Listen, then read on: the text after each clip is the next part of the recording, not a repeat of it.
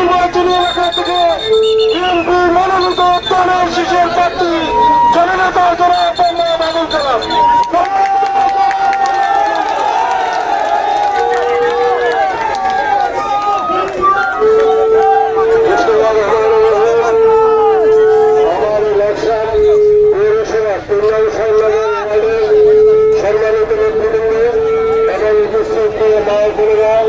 আসসালামু আলাইকুম। আজকে জাতীয় সংসদ নির্বাচনের প্রথম দিনের নির্বাচনী পরিচালনার ক্যাম্পিং এর যে প্রথম দিন, আজকে এই মুহূর্তে আমরা লাকসাম পৌরসভা 3 এবং 4 নম্বর ওয়ার্ডের সম্মানিত নেতৃবৃন্দ এবং কর্মী ভাইদের মাঝে আমরা উপস্থিত হয়েছি। আমাদের সাথে উপস্থিত আছেন আমাদের পৌরসভা বিএনপির সাধারণ সভাপতি জনাব ফজলুর আহমদ, উপজেলা বিএনপির সভাপতি বাদল ভাই, উপজেলা সভাপতি সিনিয়র সভাপতি ডাক্তার নুরুল রাহেন সহ সকল স্তরের নেতৃবৃন্দ আসসালামু আলাইকুম। আগামী 12 ফেব্রুয়ারি সারা দিন প্রাণের শিশু একটি করে ভোট দিয়ে প্রধানমন্ত্রী বানাবো ইনশাআল্লাহ।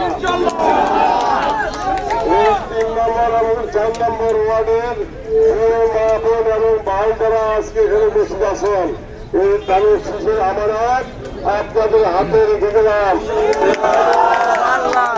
12 তারিখ পর্যন্ত কোনোভাবে যাতে কোনো শত্রু পক্ষ আপনার দান থেকে কোনো ধরনের অপপ্রচার চালাতে না পারে